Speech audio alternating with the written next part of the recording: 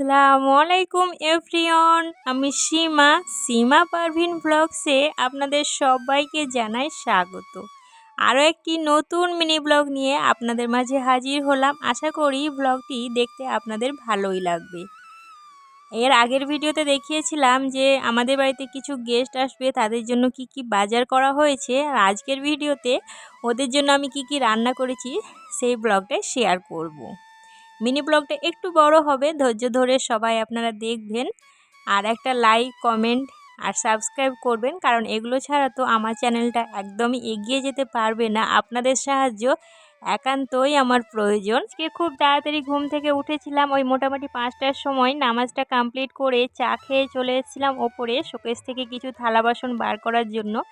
গেস্টদের জন্য আগে থেকে বার করে রাখলে আমার অনেকটাই সুবিধা হবে। আর যেহেতু একা হাতে আমি কাজকর্ম করবো, ওরা তো সময় মতো চলে এসেছিলো চা খেতে। এখানে ডিম, বিস্কিট, চানাচুর সব কিছু দিয়ে চাটা দিয়ে দেওয়া হলো।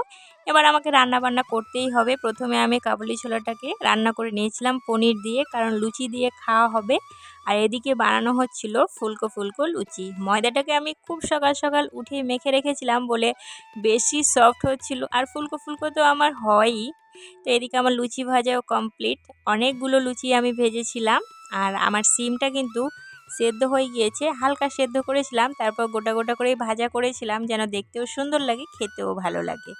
এবার তো ওরা নাস্তা খেতে চলে এসছে। ওদের জন্য ফল নাস্তার প্লেটটা আমি সুন্দরভাবে রেডি করে দিয়েছি। আর দানিশের বাবা বাজার থেকে নিয়ে চলে এসছে মাংস।